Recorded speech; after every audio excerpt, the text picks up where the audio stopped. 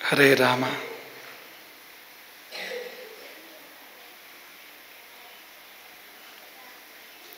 ಕರುಣರಸದ ಕೋಟಿ ಬರಿವ ಕಟಾಕ್ಷದ ಪರತತ್ವ ಬರುಪು ವಾಲಾಪದ ವರ ಪುಣ್ಯಮಯ ಶರೀರದ ನಿರಾಭಾರಿ ಗುರುವಿರಲೆನ್ನ ಮಾನಸದಿ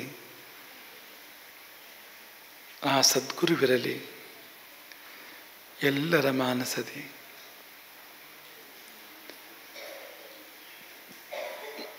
ನಮೋಸ್ತು ರಾಮಾಯ ಸ ಲಕ್ಷ್ಮಣಾಯ ದೇವ್ಯೈ ಚ ತಸ್ಯೈ ಜನಕಾತ್ಮಜಾಯೈ. ನಮೋಸ್ತು ರುದ್ರೇಂದ್ರ ಯಮಾನಿಲೇಭ್ಯಃ ನಮೋಸ್ತು ಚಂದ್ರಾರ್ಕ ಮರುದ್ಗಣೇಭ್ಯಃ.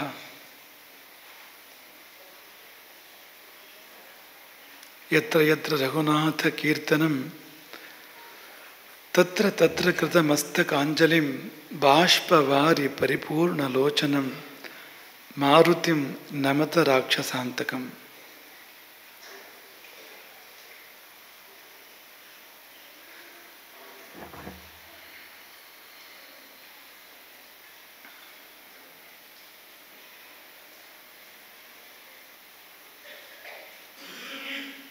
ವಕ್ರತುಂಡ ಮಹಾಕಾಯ ಕೋಟಿ ಸೂರ್ಯ ಸಮಪ್ರಭಾ ನಿರ್ವಿಘ್ನಂ ಕುರು ಮೇ ದೇವ ಸರ್ವಕಾರ್ಯೇಷು ಸರ್ವದಾ.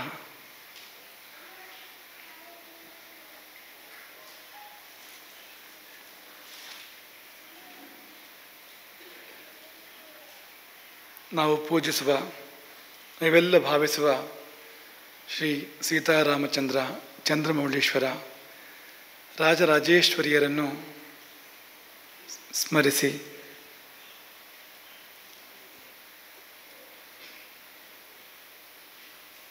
ಗಣಪತಿಯನ್ನು, ಮೃಣ್ಮಯ ಗಣಪತಿಯನ್ನು ಅಂತರಂಗದಿಂದ ಭಾವಿಸಿ ನಿಮ್ಮೆಲ್ಲರನ್ನು ಹರಸಿ ಆಶೀರ್ವಚನದ ಕೆಲವು ನುಡಿಗಳು.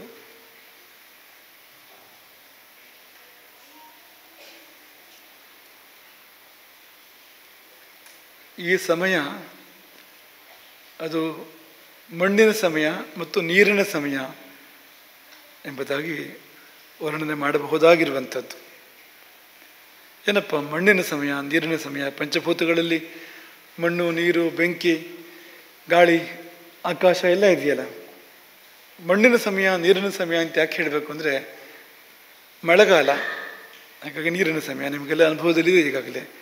ನೀವು ಊಟಕ್ಕೆ ಹೋಗಿ ಬಂದಿರ್ತೀರಲ್ಲ, ಹಾಗಾಗಿ ನೀರಿನ ಸಮಯ ನಿಮಗೆ ಉದ್ದಕ್ಕೂ ಇಲ್ಲಿಂದಲ್ಲಿಗೆ ಹೋಗೋವರಿಗೆ, ಹೋಗಿ ಬರುವವರಿಗೆ, ಆಮೇಲೆ ಬಟ್ಟೆ ಒದ್ದೆ ಆಗಿರ್ತದಲ್ಲ, ಅನುಭವಕ್ಕೆ ಬರುವಂಥದ್ದು. ಒಂದು ಎಲ್ಲೆಲ್ಲೂ ನೀರು ಅಂತ, ಯಾವಾಗಲೂ ನೀರು. ಹಾಗಾಗಿ ನೀರಿನ ಸಮಯ ಇದು. ಮತ್ತು ಮಣ್ಣಿನ ಸಮಯ ಯಾಕೆ ಅಂದರೆ ಮೃಣ್ಮಯ ಗಣಪತಿ ನಿಮ್ಮ ಎದುರಿಗಿದ್ದಾನೆ ನೋಡಿ. ಮಣ್ಣಿನಲ್ಲಿ ರಚಿತವಾಗಿರುವಂಥ ಗಣಪತಿಯ ದಿವ್ಯ ಬಿಂಬ ನಿಮ್ಮೆಲ್ಲರ ಕಣ್ಮುಂದೆ ಇದೆ. ಮತ್ತು ಮಣ್ಣು ಕಾಣ್ತಾ ಇದೆ ನಿಮಗೆ. ಈಗ ಗಣಪತಿ ದರ್ಶನ ಆದರೆ ಮಣ್ಣಿನ ದರ್ಶನ ಆಗಬೇಕು ಅಂತಿಲ್ಲ. ಈಗ ಹೇಗಿರ್ತದೆ ಅಂದರೆ ಪೂರ್ತಿ ಬಣ್ಣ ಬೆಳೆದಿರೋದ್ರಿಂದ ನಿಮಗೆ ಮಣ್ಣು ಕಾಣಿಸೋದೇ ಇಲ್ಲ. ಹಾಗಲ್ಲ, ಮೃತ್ತಿಕೆ ದರ್ಶನ ನಿಮ್ಗೆ ಆಗ್ತದೆ. ಅಂಥ ಗಣಪತಿ ನಿಮ್ಮ ಕಣ್ಮುಂದೆ ಇದ್ದಾನೆ. ಹಾಗಾಗಿ ಮಣ್ಣಿನ ಸಮಯ ಮತ್ತು ನೀರಿನ ಸಮಯ. ಗಣಪತಿಯು ಹಾಗೆ, ಆತ ಮಣ್ಣಿನಲ್ಲಿ ಹುಟ್ಟಿ ನೀರಿನಲ್ಲಿ ಮುಳುಗ್ತಾನೆ ಅಂತ. ಗಣಪತಿಯನ್ನು ಮಣ್ಣಿನಲ್ಲಿ ಮಾಡ್ತಾರೆ, ಆಮೇಲೆ ನೀರಿನಲ್ಲಿ ಗಣಪತಿಯನ್ನು ವಿಸರ್ಜನೆ ಮಾಡ್ತಾರೆ ಕೊನೆಯಲ್ಲಿ. ಮೂಲಾಧಾರ ಚಕ್ರದಲ್ಲಿ ಗಣಪತಿಯ ಪ್ರಾದುರ್ಭಾವ, ಸ್ವಾಧಿಷ್ಠಾನದಲ್ಲಿ ಲಯ. ಮೂಲಾಧಾರದಲ್ಲಿ ಭೂಮಿ, ಮಹೀಂ ಮೂಲಾಧಾರೆ ಶಂಕರಾಚಾರ್ಯರು, ಕಮಪಿ ಮಣಿಪೂರೆ ಹುತವಹಂ, ಈಗ ಅವ್ರು ಮುಂದಕ್ಕೆ ನಿರೂಪಣೆ ಮಾಡ್ತಾರೆ. ಹೀಗೆ ಕ್ರಮವಾಗಿ ಪಂಚಭೂತಗಳಲ್ಲಿ ಮೊದಲನೇದರಲ್ಲಿ ಮಣ್ಣು, ಎರಡನೇದು ಸ್ವಾಧಿಷ್ಠಾನ, ಅಲ್ಲಿ ಜಲ, ಮುಂದಕ್ಕೆ ಬೇರೆ ಬೇರೆ ಅಗ್ನಿ, ವಾಯು, ಆಕಾಶ, ಹಾಗೆ ಮುಂದುವರಿಯುವಂಥದ್ದು. ಹೀಗೆ ಮಣ್ಣಿನಲ್ಲಿ ಹುಟ್ಟಿ ಅಂದರೆ ಮೂಲಾಧಾರ ಚಕ್ರದಲ್ಲಿ ಹುಟ್ಟಿ ಸ್ವಾಧಿಷ್ಠಾನದಲ್ಲಿ ಲಯ ಹೊಂದುವ ಒಂದು ದೇವತೆ ಗಣಪತಿ. ಅದರ ನೆನಪಿಗೋಸ್ಕರವಾಗಿ ಮಣ್ಣಿನಲ್ಲಿ ಮಾಡಿ ಗಣಪತಿಯನ್ನು ನೀರಿನಲ್ಲಿ ವಿಸರ್ಜನೆ ಮಾಡ್ತಾರೆ. ಅಂಥ ಗಣಪತಿ ನಿಮ್ಮ ಮುಂದೆ ಈ ಸಮಯದಲ್ಲಿ ಇರುವಂಥದ್ದು. ಇಂದು ನಾವಾಗ ಹೇಳಿದ್ವು, ಯಾರ್ಯಾರು ಇಂದು ಸೇವೆ ಮಾಡಿದ್ರೋ ಅದು ಸರ್ವ ಸೇವೆ ಮಾಡಿದ ಶ್ಯಾಮಸೂರ್ಯ ಮುಳಿಗದ್ದೆ ಅವರು ಇದನ್ನೇ ಹೇಳಿದ್ವಿ ನಾವು. ಮಹಾಸೇವೆ ಮಾಡಿದ ಶಿವರಾಮಕೃಷ್ಣ ಭಟ್ ಮಯ್ಯರ್, ಪಾದುಕಾ ಪೂಜೆ ಮಾಡಿದವರು ಇರ್ಬೋದು, ಸ್ವರ್ಣ ಪಾದುಕಾ ಪೂಜೆ ಮಾಡಿದವರು ಇರ್ಬೋದು, ಅವರಿಗೆಲ್ಲ ಗಣಪತಿಯ ಸಾನ್ನಿಧ್ಯ ಸಿಕ್ಕಿದೆ ಅಂತ. ಈಗ 60 ದಿನದ ಚಾತುರ್ಮಾಸ್ಯದಲ್ಲಿ ಗಣಪತಿ ಯಾವಾಗಲೂ ಇರೋದಿಲ್ಲ. ಇಡೀ ವರ್ಷ ನೀವು ಸೇವೆ ಮಾಡ್ಬೋದು, ಬೇರೆ ಬೇರೆ ಸಂದರ್ಭಗಳಿದೆ. ಆದರೆ ಗಣಪತಿ ಸಿಗಬೇಕು ಅಂದರೆ ಇದೇ ಸಮಯ ಆಗಬೇಕು. ಹಾಗಾಗಿ ಮುಂದಿನ ವರ್ಷ ಪಂಚಮಿಗೂ ನಮ್ಮ ಮುಳಿಗದ್ದೆ ಶ್ಯಾಮಸೂರ್ಯ ಅವರ ಸೇವೆ ಐತೆ. ಈಗಲೇ ನಮ್ಮ ಮಾತಾಡಿ ಐತೆ ಅದನ್ನು ಅಂತ. ಗಣಪತಿ ಇರುವಾಗಲೇ ಸೇವೆ ಮಾಡಬೇಕು ಅಂತ ಅಪೇಕ್ಷೆ ಪಟ್ಟರು ಅವರು ಅದನ್ನು ಅಂತ. ಈ ಚಾತುರ್ಮಾಸ್ಯ ಗಣಪತಿ ಅಂದರೆ ಗುರು ಗಣಪತಿ ಎರಡೂ ಸೇರಿರುವಂಥ ಹೊತ್ತು ಇದು ಅಂತ. ತುಂಬ ಮುಖ್ಯವಾದ ಹೊತ್ತು.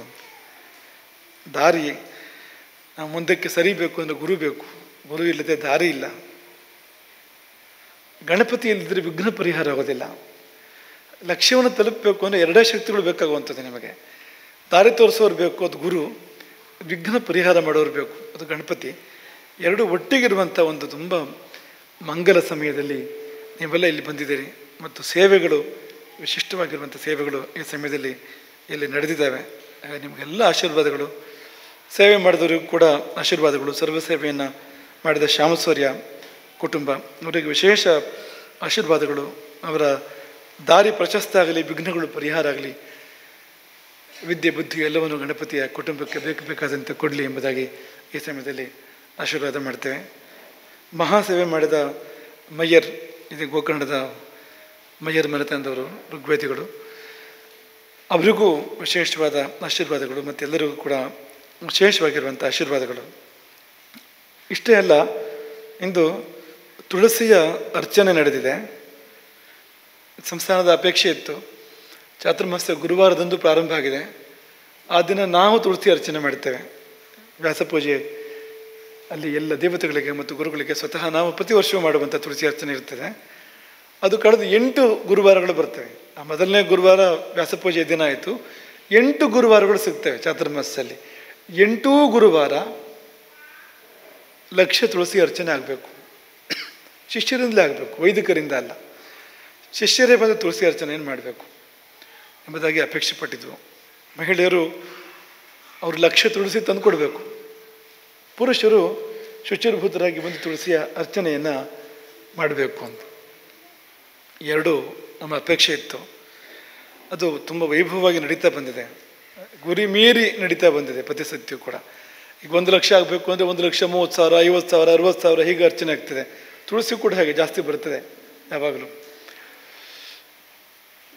ಆದರೆ ಈ ದಿನದ ಬಗ್ಗೆ ಒಂದು ಸಣ್ಣ ಆತಂಕ ಇತ್ತು. ಯಾಕೆಂದರೆ ಚೌತಿ ಮರುದಿನ ಯಾರು ಬರ್ತಾರೆ ಅಂತ. ಎಲ್ಲ ಅವರವ್ರ ಮನೆಯಲ್ಲಿ ಗಣಪತಿ ಇರ್ಬೋದು, ಅಥವಾ ಅವರ ತವರು ಮನೆಯಲ್ಲಿ ನೆಂಟು ಮನೆಯಲ್ಲಿ ಗಣಪತಿ ಇರ್ತದೆ, ಹೋಗುವಂಥ ಸಂದರ್ಭಗಳು. ಚೌತಿಗೆ ಯಾರು ಈ ಸಮಯದಲ್ಲಿ ಬರಲಿಕ್ಕಿಲ್ಲ ಅಂತ. ಅದು ಈ ಭಾಗದಲ್ಲಂತೂ ಅದು ಅಘೋಷಿತವಾಗಿರುವಂಥ ವಿರಾಮ. ಅದು ಕರ್ಕೊಂಡು ಬರಲಿಕ್ಕೆ ಸಾಧ್ಯ ಇಲ್ಲ ಯಾರನ್ನು ಕೂಡ ಈ ಸಮಯದಲ್ಲಿ ಅಂತ. ಬೇರೆ ಎಲ್ಲ ಗುರುವಾರಗಳಂದು ಈ 2 ಮಂಡಲಗಳು ಜವಾಬ್ದಾರಿ ತಗೊಂಡು ಮಾಡಿದ್ದಾವೆ. ಕುಮಟಾ ಹೊನ್ನವರ ಮಂಡಲಗಳು ದೊಡ್ಡ ಸಂಖ್ಯೆ ಅವರದ್ದೇ. ಅವರು ಬಂದು ತುಳಸಿ ಅರ್ಚನೆಯನ್ನು ಮಾಡಿದ್ದಾರೆ. ಈ ಸತ್ತಿಗೆ ಒಂದು ಆತಂಕ ಇತ್ತು, ಹೇಗಾಗ್ಬೋದು ಅನ್ನೋದು. ಹಾಗೆ ನಾವೊಂದು ಸೂಚನೆ ಕೊಟ್ಟಿದ್ವು. ಈ ದಿನ ಈ ಗಣಪತಿ ಪಂಚಮಿ ಇದೆಯಲ್ಲ, ಗಣಪತಿ ಭಾದ್ರಪದ ಶುದ್ಧ ಪಂಚಮಿ ಇದೆಯಲ್ಲ, ಈ ಗುರುವಾರದ ತುಳಸಿ ಅರ್ಚನೆಯನ್ನು ಮಂಗಳೂರು ಹೋಬಳಿಯಿಂದ ನಡೆಸ್ಕೊಡ್ಬೇಕು ಅಂತ. 3 ಮಂಡಲಗಳು, ಮಂಗಳೂರು ಮಂಡಲ ಇದೆ, ಉಪ್ಪಿನಂಗಡಿ ಮಂಡಲ ಇದೆ, ಮುಳ್ಳೇರಿಯ ಮಂಡಲ ಇದೆ. ಈ 3 ಮಂಡಲಗಳ ನಮ್ಮ ಶಿಷ್ಯರು ಬಂದು ಇದನ್ನು ನಡೆಸ್ಕೊಡ್ಬೇಕು ಈ ತುಳಸಿ ಅರ್ಚನೆ ಅಂತ ಅಪೇಕ್ಷೆ ಪಟ್ಟಿದ್ವು. ದೂರ ಸಾಕಷ್ಟಿದೆ. ಅವ್ರು ಇಲ್ಲಿ ಬರಬೇಕು ಅಂದರೆ ಕೆಲವರು 2 ಗಂಟೆಗೆ ಇಡ್ತಾರೆ, ಕೆಲವರು 1 ಗಂಟೆಗೆ ಇಡ್ತಾರೆ, ಕೆಲವರು 3 ಗಂಟೆಗೆ ಇಡ್ತಾರೆ. ಎದ್ದು ಸ್ನಾನ ಮಾಡಿ ಮನೆಯ ನಿತ್ಯ ಕಾರ್ಯಗಳನ್ನು ಪೂರೈಸಿ ಹೊರಟು ಇಲ್ಲಿ ಬರುವಾಗ ಮಧ್ಯಾಹ್ನ ಆಗ್ತದೆ. ಪೂಜೆಗೆ ಬರಬೇಕು ಅಂದ್ರಂತೂ ಹಿಂದಿನ ರಾತ್ರಿ ನಿದ್ದೆ ಇಲ್ಲ ಅಂತಲೇ ಇರ್ತದೆ ಅದಕ್ಕೆ ಅಂತ. ಆದರೆ ಬರ್ತಾರೆ, ಹಾಗೂ ಕೂಡ ಬರ್ತಾರೆ. ಪುನಃ ಹೋಗಿ ಸೇರುವಾಗ ರಾತ್ರಿ ಆಗ್ತದೆ ಅಂತ. ಸರಿಯಾಗಿ ಸಂಪೂರ್ಣ ದಿನ ಇಲ್ಲಿಗೆ ಅವರು ಕೊಡಬೇಕಾಗ್ತದೆ ಅಂತ, ಇಲ್ಲಿ ಬರಬೇಕು ಹೋಗಬೇಕು ಅಂದರೆ ಅಂತ. ದೂರ ಸಾಕಷ್ಟಿದೆ. ಆದರೂ ಆ ಶಿಷ್ಯರ ಮೇಲೆ ಭರವಸೆಯಿಂದ ನಾವು ಆ ಮಾತನ್ನು ಹೇಳಿದ್ವು. ನಮ್ಮ ಭರವಸೆ ಹುಸಿಯಾಗಲಿಲ್ಲ ಅಂತ. 136 ಮಂದಿ ಇಂದು ತುಳಸಿ ಅರ್ಚನೆಯನ್ನು ಇಲ್ಲಿ ಮಾಡಿದ್ದಾರೆ. ಅದರಲ್ಲಿ ಬಹುತೇಕ ಕೆಲವು ಬಿಟ್ಟು ಮತ್ತೆಲ್ಲರೂ ಕೂಡ ಅಲ್ಲಿಂದಲೇ ದಕ್ಷಿಣ ಕನ್ನಡ ನಮ್ಮ ಮಂಗಳೂರು ಹೋಬಳಿಯಿಂದ ಬಂದು ಮಾಡಿರುವಂಥ ತುಳಸಿಯೂ ಕೂಡ ಬಂದಿದೆ. ತುಳಸಿ ಕೂಡ ಬಂದಿದೆ. ಹೆಸರು ಕೊಟ್ಟವರೆಲ್ಲರೂ ಬಂದಿದ್ದಾರೆ. ಯಾಕಂದ್ರೆ ನಾವು ಮೊದಲೇ ಹೇಳಿದ್ದು, ಹೆಸರು ಮೊದಲೇ ಬರಬೇಕು, ನಮಗೆ ಯಾರು ಬರ್ತಾರೆ ಅಂತ ಗೊತ್ತಾಗಬೇಕು ನಮಗೆ ಅಂತ. ಯಾರ್ಯಾರು ಹೆಸರು ಕೊಟ್ಟಿದ್ದಾರೋ ಅವರೆಲ್ಲರೂ ಬಂದು ತುಳಸಿ ಅರ್ಚನೆ ಮಾಡಿದ್ದಾರೆ. ತುಳಸಿ ಲೆಕ್ಕ ಬರೀ 1 ಲಕ್ಷದಷ್ಟು ಮಾತ್ರ ಸಿಕ್ಕಿತ್ತು. ಆದರೆ ಅದು ಏನು ಲೆಕ್ಕವೋ ಗೊತ್ತಿಲ್ಲ. ಇಲ್ಲಿ ಬಂದು ತಲುಪಿದ್ದು 1,75,000 ತುಳಸಿ ಅಂತ. ಲೆಕ್ಕ ಬಂದಿದ್ದು 1 ಲಕ್ಷ, ತುಳಸಿ ಬಂದಿದ್ದು 1,75,000. ಸಾಮಾನ್ಯವಾಗಿ ಹಿಂದೆ ಮುಂದೆ ಆಗ್ತದೆ ಇದು ಅಂತ. ಒಂದು ಹೇಳಿ ಮುಕ್ಕಾಲು ಬರುವಂಥದ್ದು, ಅರ್ಧ ಬರುವಂಥದ್ದೆಲ್ಲ ಇರ್ತದೆ. ಇದು ಹಾಗಲ್ಲ ಅಂತ. 1 ಲಕ್ಷ ತುಳಸಿ ಲೆಕ್ಕ ಕೊಟ್ಟು ನೀವು 1,75,000 ತುಳಸಿ ಬಂದರೆ ಹೇಗಪ್ಪ ಅಂತ. ಈಗ ತುಂಬ ಮಿಕ್ಕಿದೆ ತುಳಸಿ, ಸಮೃದ್ಧಿ ತುಳಸಿ ಅರ್ಚನೆ ಮಾಡಿ ತುಂಬ ತುಳಸಿ ಮಿಕ್ಕಿದೆ ಅಂತ. ನಾಳೆ ನಡೆದಲ್ಲಿ ಪೂಜೆ ತುಳಸಿ ವೈಭವ್ಯ ಆಗ್ಬೋದು ಅಂತ. ಅಷ್ಟು ತುಳಸಿ ಮಿಕ್ಕಿದೆ ಅಂದರೆ ನಿಮ್ಮ ಮೇಲಿಟ್ಟ ಭರವಸೆ ಹುಸಿ ಆಗಲಿಲ್ಲ. ಮಂಗಳೂರು ಹೋಬಳಿಯ ಮೇಲಿಟ್ಟ ಭರವಸೆ ಏನಿತ್ತು ಸಂಸ್ಥಾನ, ಅದು ಹುಸಿ ಆಗಲಿಲ್ಲ. ನೀವು ಅದನ್ನು ನಡೆಸ್ಕೊಟ್ಟಿದ್ದೀರಿ. ಎಷ್ಟು ಕಷ್ಟ ಇರ್ತದೆ ಅಂದರೆ ನಾವು ಆದರೂ ಹೇಳಿದ್ವಿ, ಈ ಕುಮಟಾ ಮಂಟಪದಲ್ಲಿ ಹುಡುಕಾಡಿ, ಇಲ್ಲಾರು ಕಡಿಮೆ ಬಿದ್ದರೆ ಒಂದು ವೇಳೆ ಅಂತ ಹುಡುಕಾಡಿ ಅಂತ. ನಿನ್ನೆ ಇಡೀ ಹುಡುಕಾಡಿ ಒಂದು 6-7 ಮಂದಿ ಸಿಕ್ಕಿದ್ದಾರೆ ಅಷ್ಟೇ. ಅಂದರೆ ಈ ಸಂದರ್ಭ ಹೇಗೆ ಅಂದರೆ 144 ಘೋಷಣೆ ಆದಾಗಿರ್ತದೆ ಅಂತ ಇಲ್ಲಿ ಅಂತೀವಿ. ಬೇರೆ ಯಾವುದಕ್ಕೂ ಬರಲಿಕ್ಕಿಲ್ಲ ಅಂತ. ಗಣಪತಿ ಬಿಟ್ಟು ಮತ್ತೆ ಎಲ್ಲಿಯೂ ಬರಲಿಕ್ಕಿಲ್ಲ ಅಂತ ಹಾಗಿರ್ತದೆ. ಹಾಗೂ ಅನೇಕರು ಬಂದಿದ್ದಾರೆ ಇವತ್ತಿಲ್ಲಿ, ಒಂದು ಭಾಗಿಯಾಗಿದ್ದಾರೆ ಕಾರ್ಯಕ್ರಮದಲ್ಲಿ. ಹೀಗೆ ಗಣಪತಿಯ ಸಮಕ್ಷದಲ್ಲಿ 1,00,000 ತುಳಸಿ ಅರ್ಚನೆ ತುಂಬ ವಿಜೃಂಭಣೆಯಿಂದ ನೆರವೇರಿದೆ. ಗುರುಪ್ರೀತಿಗಾಗಿ ಮಾಡ್ತಾ ಇರುವಂಥದ್ದು. ಇಲ್ಲಿ ಗುರು ಸನ್ನಿಧಿ ವಿಶೇಷ. ಶಂಕರಾಚಾರ್ಯರು 3 ಬಾರಿ ಪದಸ್ಪರ್ಶ ಮಾಡಿದ್ದಾರೆ, ಇಲ್ಲಿ ತಪಸ್ಸು ಮಾಡಿದ್ದಾರೆ, ಇಲ್ಲಿ ಮಠವನ್ನು ಸ್ಥಾಪನೆ ಮಾಡಿದ್ದಾರೆ. ಅಂಥ ಸ್ಥಾನ ಇದು. ತುಂಬ ವಿದ್ಯೆ ಒಂದು ಕಾಲದಲ್ಲಿ ಇಲ್ಲಿ ವಿದ್ಯಾಪ್ರಸಾದ ನಡೆದಿರ್ತಕ್ಕಂಥ ಆರ್ಷ ವಿದ್ಯೆಗಳು ಬೆಳೆದಿರುವಂಥ ಒಂದು ಸ್ಥಾನ ಇದು. ನಮ್ಮ ಪರಂಪರೆಯ ಪೂರ್ವಗುರುಗಳು ಅನೇಕರು ಇಲ್ಲಿ ಆಗಿ ಹೋಗಿದ್ದಾರೆ. ಅವರ ತಪಸ್ಸು, ಅವರ ಸಾನ್ನಿಧ್ಯ ಇಲ್ಲಿ ಅವ್ಯಕ್ತವಾಗಿ ಇದ್ದೇ ಇದೆ. ಅವರ ಪ್ರೀತ್ಯರ್ಥವಾಗಿ ತುಳಸಿ ಅರ್ಚನೆ. ಗುರು ಅಂದರೆ ತುಳಸಿ ಅಂತ. ಈ ತುಳಸಿ ತುಂಬ ಮುಖ್ಯ. ನೀವು ನಮಗೆ ಹೆಚ್ಚು ಏನಂತಂದು ಹಾಕ್ತೀರಿ, ತುಳಸಿ ಮಾಲೆ ತಂದು ಹಾಕ್ತೀರಿ ನೀವು. ತುಂಬ ವಿಶೇಷ. ಯಾಕೆಂದರೆ ಗುರು ನಾರಾಯಣ ಸ್ವರೂಪ ಅನ್ನೋ ಕಾರಣಕ್ಕೆ ಅದು ನಮೋ ನಾರಾಯಣಾಯ ಅಂತಲೇ ಪೂಜೆ ಇರುವಂಥದ್ದು. ಪಾದಪೂಜೆ ಮಾಡುವಾಗ ಹೆಜ್ಜೆ ಹೆಜ್ಜೆಗೂ ನಮೋ ನಾರಾಯಣಾಯ ಅಂತ. ನಾವು ನಿಮಗೊಂದು ಲೇಖ ಬರೀಬೇಕು ಅಂದರೆ, ಒಂದು ರಾಯಸ ಕೊಡಬೇಕು ಅಂದರೆ ಮೊದಲು ನಾರಾಯಣ ಸ್ಮರಣೆ ಮಾಡುವಂಥದ್ದು. ಆಶೀರ್ವಾದ ಮಾಡುವ ಕ್ರಮ ಹೇಗೆ ಅಂದರೆ, ಓ ಇಂಥ ಶಿಷ್ಯನಿಗೆ, ಇಂಥ ಊರಿನ ಇಂಥವರ ಮಗ ಅಂಥವನಿಗೆ ಏನಪ್ಪ ಅಂದರೆ ಸಪ್ರೇಮ ನಾರಾಯಣ ಸ್ಮರಣೆಗಳು ಅಂತ. ಆಶೀರ್ವಾದಗಳು ಅಂತ ಹೇಳೋದ್ರ ಬದಲಿಗೆ ಇರೋ ಶಬ್ದ ಯಾವುದು ಅಂದರೆ ಸಪ್ರೇಮ ನಾರಾಯಣ ಸ್ಮರಣೆಗಳು. ಕೊನೆಯಲ್ಲಿ ಹಸ್ತಾಕ್ಷರ ಮಾಡುವಾಗ ಏನಿರ್ತದೆ ಮೇಲೆ ಅಂದರೆ ಇದು ಶ್ರೀಮನ್ ನಾರಾಯಣ ಸ್ಮೃತಿಯ ಅಂತ. ಪೂರ್ತಿ ನಾರಾಯಣಮಯ ಅದು ಅಂತ. ಈ ಆಶ್ರಮ, ಈ ಪರಂಪರೆ ಹೇಗೆ ಸಂಪೂರ್ಣ ನಾರಾಯಣಮಯ. ಯಾಕೆಂದರೆ ಈ ಪರಂಪರೆಯ ಮೊದಲ ಬಿಂದುವೇ ನಾರಾಯಣ ಸಮಾರಂಭ, ಶಂಕರಾಚಾರ್ಯ ಮಧ್ಯಮ, ಅಸ್ಮದಾಚಾರ್ಯ ಪರ್ಯಂತ 3 ಬಿಂದುಗಳು. ಮೊದಲ ಬಿಂದು ನಾರಾಯಣ, ಮಧ್ಯ ಬಿಂದು ಶಂಕರಾಚಾರ್ಯರು. ನೀವೆಲ್ಲ ಮೊದಲ ಬಿಂದು ತಿಳ್ಕೊಂಡಿರ್ಬೋದು, ಅಲ್ಲ. ಆದಿಬಿಂದು ನಾರಾಯಣ ಸಮಾರಂಭ, ಶಂಕರಾಚಾರ್ಯ ಮಧ್ಯಮ. ಶಂಕರಾಚಾರ್ಯರು ಈ ನಡುವೆ ಒಂದು ಪರಂಪರೆಯ ಮೇಲೆ ಕೆತ್ತಿದ್ರು ಅವರು. ಅದಕ್ಕೊಂದು ವಿಶೇಷವಾದ ಕಳೆ ವೈಭವವನ್ನು ತಂದುಕೊಟ್ರು ಅವರು. ಕಾರ್ಯಸೂಚಿಯನ್ನು ಕೂಡ ಹಾಕ್ಕೊಟ್ರು ಅವರು. ಈಗ ಅವರು ಮಧ್ಯಬಿಂದು, ಪ್ರಕೃತ ಪೀಠ ಕೊನೆ ಬಿಂದು ಅಂತ, ಕಣ್ಮುಂದಿರ್ತಕ್ಕಂಥ ಬಿಂದು. ಕೊನೆ ಬಿಂದು ಅಂದರೆ ಮುಂದಕ್ಕಿದೆ ಮತ್ತೆ ಪರಂಪರೆ, ಅದು ಈಗ ಕಾಣುವ ಪರಂಪರೆ ಪೈಕಿಯಲ್ಲಿ ಕೊನೆ ಬಿಂದು ಅನ್ನೋ ಅರ್ಥದಲ್ಲಿರುವಂಥದ್ದು. ಹಾಗೆ ಪೂರ್ತಿ ನಾರಾಯಣ ಸ್ವರೂಪ ಇದು. ಹಾಗಾಗಿ ಗುರುಪ್ರೀತ್ಯರ್ಥವಾಗಿ ತುಳಸಿ ಅರ್ಚನೆ. ಜ್ಯೋತಿಷವೂ ಹಾಗೆ, ಗುರುಗ್ರಹವೇ ನಾರಾಯಣನ ಸೂಚನೆ ಮಾಡ್ತಕ್ಕಂಥದ್ದು ಜ್ಯೋತಿಷದಲ್ಲಿ. ಜೀವೋ ಮಹಾವಿಷ್ಣು ಅಂತ. ಗುರುವಿನ ಮೂಲಕ ನಾರಾಯಣನ ಚಿಂತನೆ ಮಾಡಬೇಕು ಅಂದರೆ ಏನು? ಗುರು ಬೇರೆ ಅಲ್ಲ, ನಾರಾಯಣ ಬೇರೆ ಅಲ್ಲ ಅಂತ. ಆ ಕಾರಣಕ್ಕೋಸ್ಕರವಾಗಿ ಈ ತುಳಸಿ ಅರ್ಚನೆ ನಡೀತಾ ಇರ್ತಕ್ಕಂಥದ್ದು. ಗುರುಗಳಿಗೆ ತುಂಬ ಪ್ರೀತಿಯಾಗಿರಬೇಕು. ಶಿಷ್ಯರು ಎದ್ದು ಬಂದು ತುಳಸಿ ಅರ್ಚನೆ ಮಾಡಿದ ರೀತಿ ಇದೆಯಲ್ಲ, ತುಂಬ ಪ್ರೀತಿಯಾಗಿರಬೇಕು. ಇನ್ನೊಂದು ತುಳಸಿ ಅರ್ಚನೆ ಬೆಳೆದಿದೆ, ಇನ್ನು ಮುಂದಿನ ಗುರುವಾರ ಇರ್ತಕ್ಕಂಥದ್ದು. ಹಾಗೆ ತುಂಬ ತಯಾರಿಗಳನ್ನೆಲ್ಲ ನಡೀತಾ ಇದೆ. ಈಗ ಎಲ್ಲ ಪ್ರತಿ ವಲಯದಿಂದ ದಂಪತಿಗಳು ಬಂದು ಆಗಬೇಕು, ಇಲ್ಲಿ ತುಳಸಿ ಅರ್ಚನೆ ತುಂಬ ವಿಶೇಷವಾಗಿ ಆಗಬೇಕು ಅಂತೆಲ್ಲ ಒಂದು ಸಂಭ್ರಮ ನಡೀತಾ ಇದೆ. ಹಾಗೆ ಮಾಡಿ ತುಂಬ ಚೆನ್ನಾಗಿರ್ತದೆ. ನೀವು ಈಗ 100 ಮಂದಿ ಕುರಿತು ಮಾಡ್ತಾ ಇದ್ದೀರಲ್ಲ, 100 ದಂಪತಿಗಳು ಅಂತ. 100 ಆಗಬೇಕು ಅಂತಿಲ್ಲ, ಜಾಸ್ತಿ ಆಗ್ಬೋದು ಅದು. ಎಷ್ಟು ಜಾಸ್ತಿ ಆಗ್ಬೋದು, ಆಗಲಿ ಎಂಬುದಾಗಿ ನಾವು ಅಪೇಕ್ಷೆ ಪಡುವಂಥದ್ದು. ಹಾಗಾಗಿ ತುಳಸಿ ಅರ್ಚನೆ, ವಿಷ್ಣು ಸಹಸ್ರನಾಮದ ಅರ್ಚನೆ ತುಂಬ ಚೆನ್ನಾಗಿ ನಡೀತಾ ಇದೆ.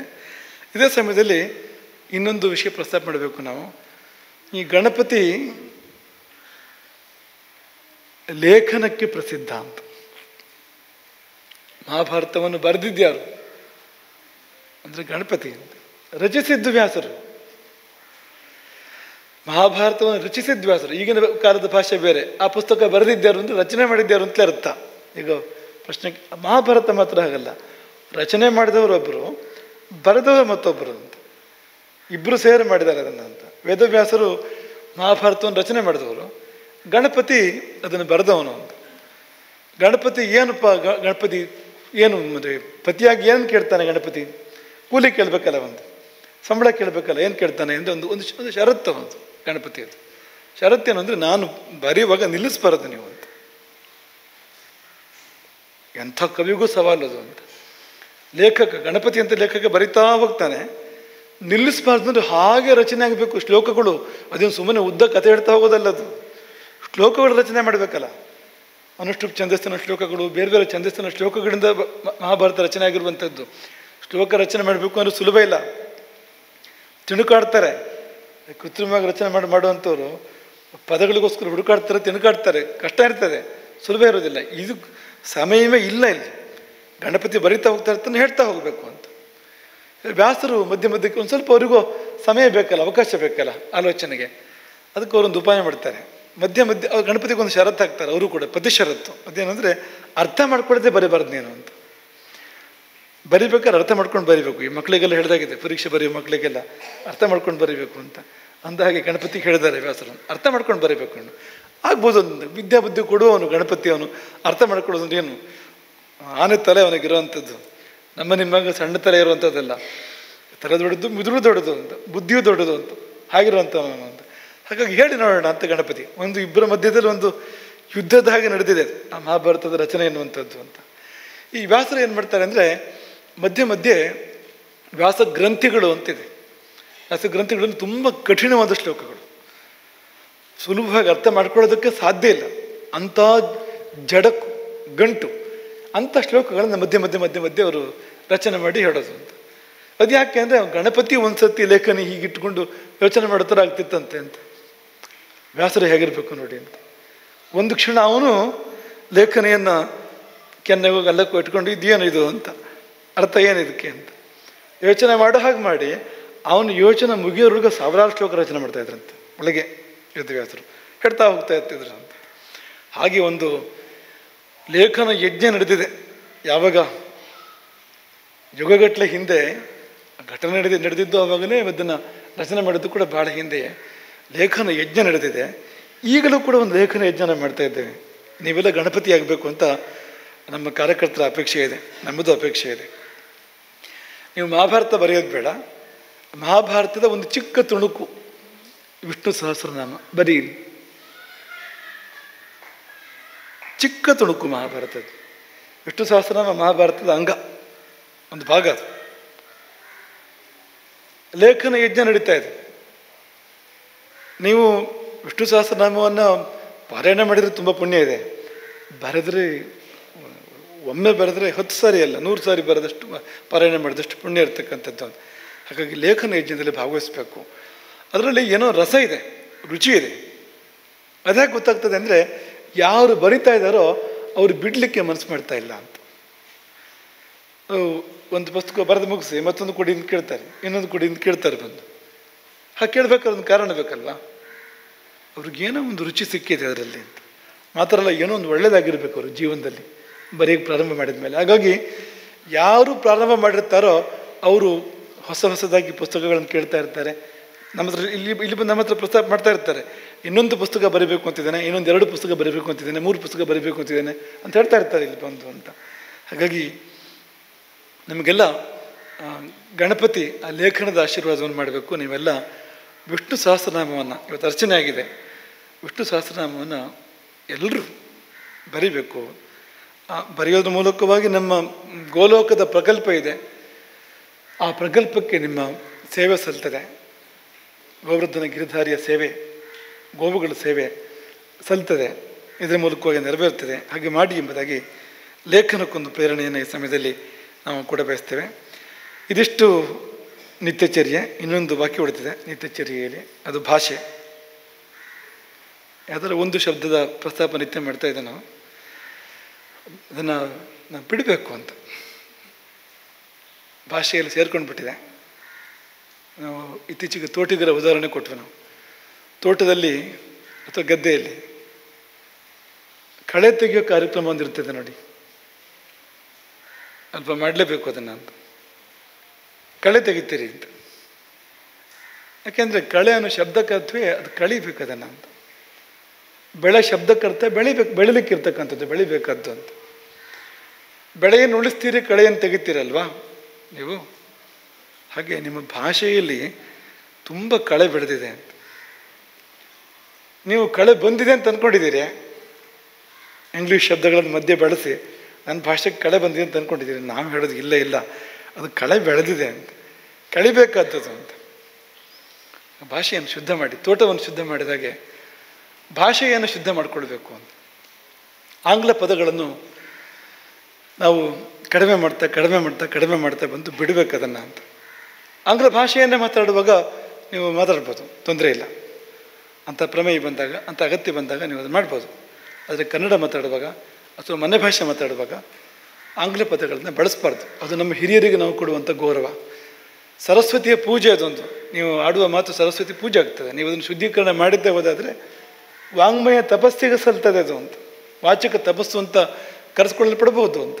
ಒಳ್ಳೆ ಮಾತಾಡಿದರೆ ಅದು ವಾಚಕ ತಪಸ್ಸು ಅದು ಅಂತ. ಹಾಗಾಗಿ ಅದನ್ನು ನೀವು ಮಾಡಬೇಕು ಎಂಬ ಅಪೇಕ್ಷೆ ನಮ್ಮದು. ಅನೇಕ ಪದಗಳನ್ನು ದಿನಕ್ಕೊಂದರಂತೆ ನಾವು ಪ್ರಸ್ತಾಪ ಮಾಡ್ತಾ ಬಂದಿದೆ ಇಲ್ಲಿಗ. ಅದು ಸಾಮಾನ್ಯ ಪ್ರಸ್ತಾಪ ಮಾಡೋ ಪದಗಳು ಹೇಗೆ ಅಂದರೆ ತುಂಬ ಚಾಲ್ತಿಗೆ ಬಂದುಬಿಟ್ಟಿರ್ಬೇಕು.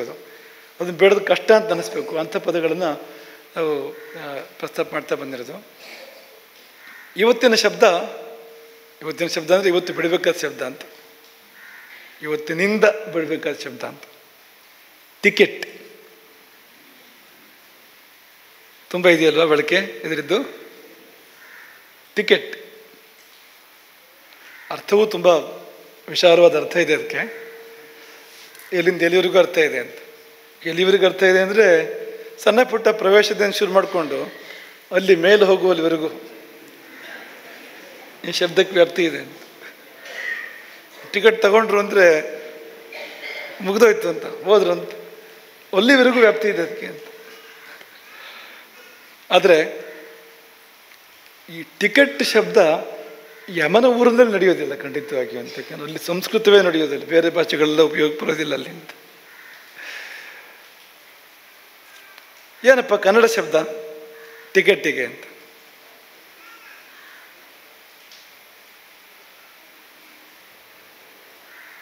ಅದರ ಮನಸ್ಸಿಗೆ ಬರ್ತದ ಕನ್ನಡ ಶಬ್ದ ಟಿಕೆಟ್.